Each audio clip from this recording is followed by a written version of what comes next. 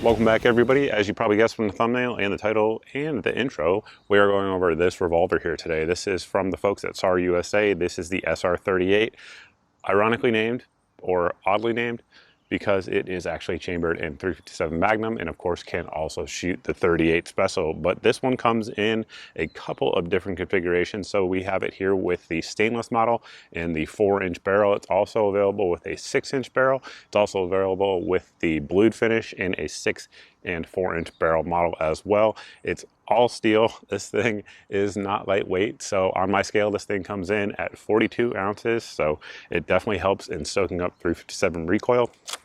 Has a few things that are notable about it. Of course, the chamber itself is a 6-cylinder chamber. It rotates very similar to Smith & Wesson pistols in terms of direction.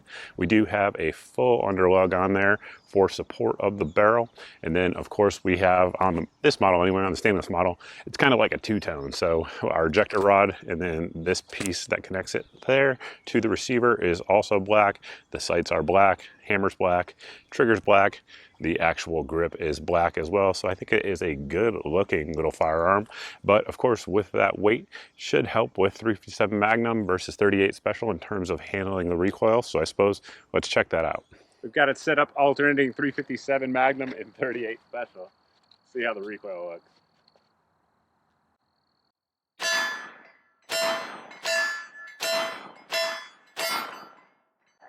Definitely a difference, but .357 Magnum is not bad out of this.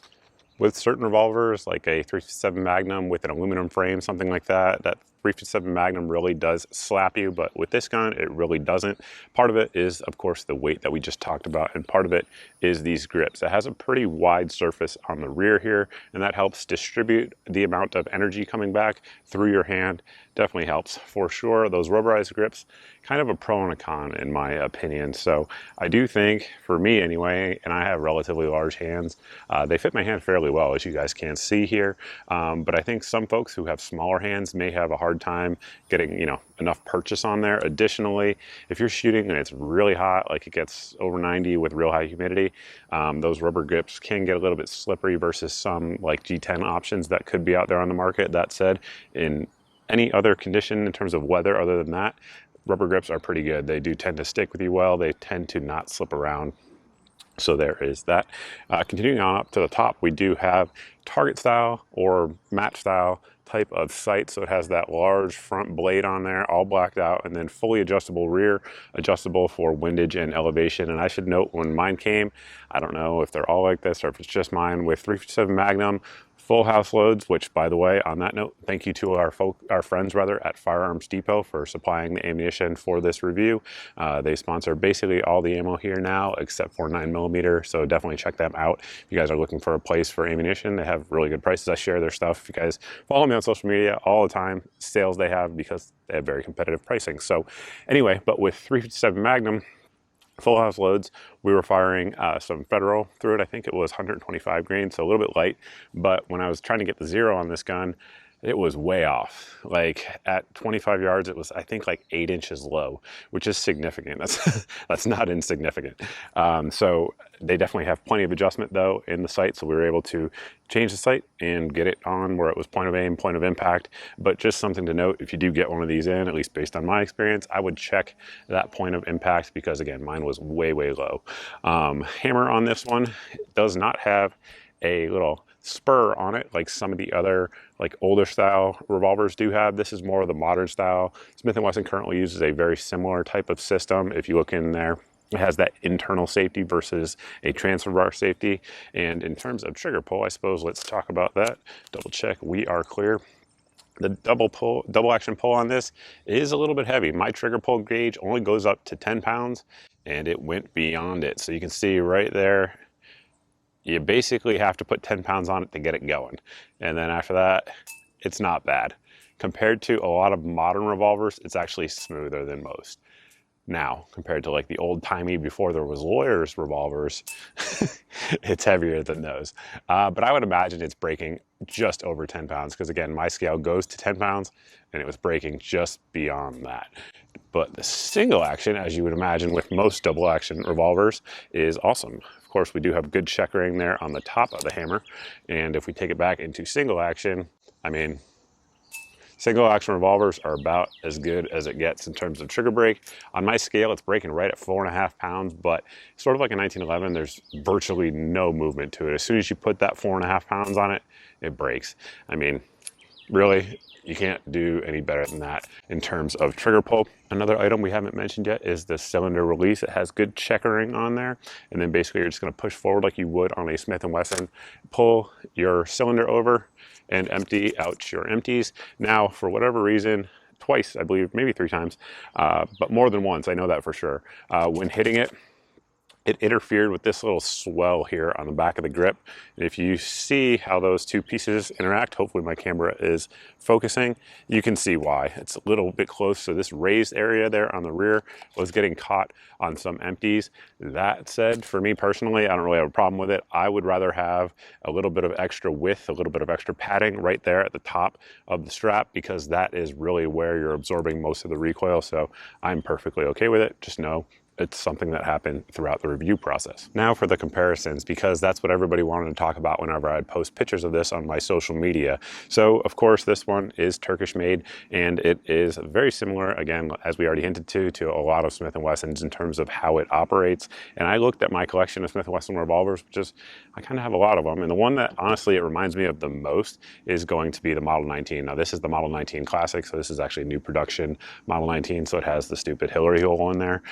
But it's very similar in terms of size overall, has a similar type of sights. Of course, the 19 isn't adjustable, but it is similar in that they're screwed in there into the actual top strap of the gun itself. The actual cylinder release is very similar in terms of how it feels. The grips, though, are very different. So let's talk about that here real quick. Smith & Wesson grips, of course, screw through the side and are a 2-piece affair. The SAR grips screw from the bottom. Now, if you want replacement grips for this, like for example on this gun, because it's a stainless gun, I know a lot of folks out there watching this will want to put wood grips on it. A lot of folks just like the wood grips in stainless revolvers, which I'm perfectly fine with. And searching around online, there are several companies that make replacement grips for this revolver. And the reason for that, which I guess I should mention, is that while this is a new gun in terms of being imported to the USA from SAR USA, this gun has been made around the world for a long time. There's a few changes on it, like we talked about. For example, the internal safety is different than some of the older SAR SR38s, but the basic function of it, or the basic design of it, hasn't really changed in decades, and that's a good thing because that means it's kind of a proven design. You guys are going to see reviews on this gun from 8-9 years ago if you look on YouTube. But what that also gives you is accessory options. So like I talked about, there are several folks who are making wood grips for this. I haven't seen anybody making G10 grips for it, which is what I personally would go with, but that may happen as we move along and the gun becomes more and more popular. Speaking of popularity, let's talk about price. So when this gun was kind of announced at SHOT Show earlier this year, the price point that was advertised at a lot of places was relatively low versus what it actually is now. And I think the reason for that is that these guns are more popular than the folks at SAR USA were expecting. So basically, around the time of SHOT, people were saying it was going to come in somewhere in the $400 to $500 range, and that just hasn't materialized. If you look around right now, basically most sites are sold out, and that has been the case since I've had this gun in. I've had this gun in for probably 3 months now for the review, and full disclosure, SAR USA did send it out for the review, but I think sites, as soon as they get them in, they sell out, and they're selling out at a higher price point than what was quoted. So right now, generally speaking, depending on barrel length, finish, etc., they're going for somewhere in the $500 to $600 range, which is not inexpensive, but compared to like your competitive offerings like the Smith & Wesson models, obviously this is 19, but if you compared it to like a stainless 686, which is also very comparable, those are going right now, like a Smith & Wesson new 686 is going for anywhere between $750 to $1,000 depending on the actual features, again, barrel length, sights, etc. So you are getting a significant discount if you're just comparing those two things, Smith versus the SAR. But do you lose anything in terms of quality? It's hard to say.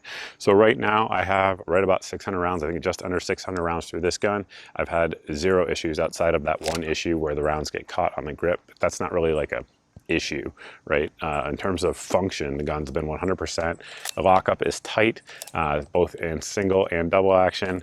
Everything looks good. There's no kind of issues that would be shown, like if the gun was out of timing or something like that around the forcing cone. Everything looks normal. Everything looks solid. Has a nice target crown out there at the end of the barrel. And honestly, it seems to be a very high quality gun at this point. And looking around online, again, there are folks that have had these in for years and have thousands of rounds through them.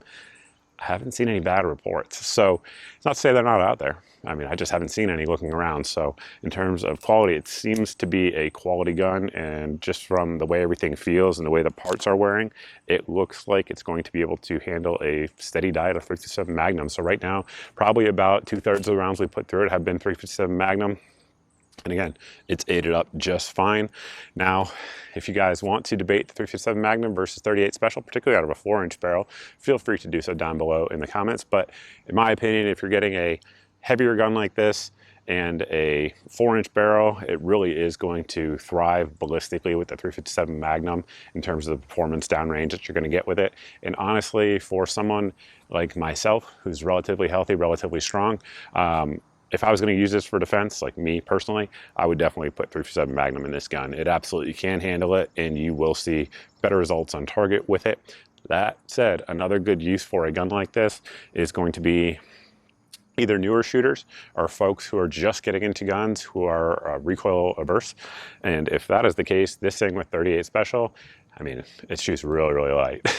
You're not going to have much recoil at all. It soaks it up with that weight. And the trigger, in my opinion, although it is a little bit heavier than I would want in double action, you can roll through it pretty quick without moving those targets, without moving those sights much at all, with a little bit of practice, as you guys can see right there. So very usable. And just on that note, to compare it to a new 686, if you're not talking about a Performance Center 686, in my opinion, the trigger is better, particularly in double action. Although it is probably just as heavy, it's a little bit smoother than the new Smith & Wessons, my opinion and my examples. The single action, not as good though. Single action is very good, don't get me wrong, but the Smith & Wesson, the new Smith & Wessons are probably a touch shorter.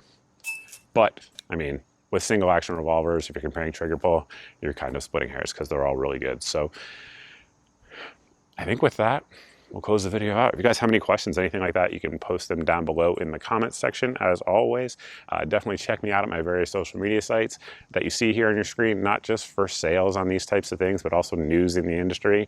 And like recently, I had a gun that we did an update on, and I put it across my social media because it is a lot easier to do that than to make full production YouTube videos for every little update that we have. So follow me over there. And also, if you guys aren't subscribed and you like this type of video, definitely hit the subscribe button. If you've done that, you're not seeing 2 to 4 videos a week here on the channel, make sure you sign up for my email at the website here on your screen. This email goes out once a month, and it has all of the videos since my previous email went out, so that way there's no big tech giant censoring your eyes from my content. Additionally, if this thing goes on sale, ammo goes on sale, holsters go on sale. Speaking of, it does fit Model 19 holsters. I have confirmed that. But if holsters go on sale, we will put that in the daily deals email. That goes out every day, as the name indicates, and it has 6 to 8 of the best deals that we find around the internet.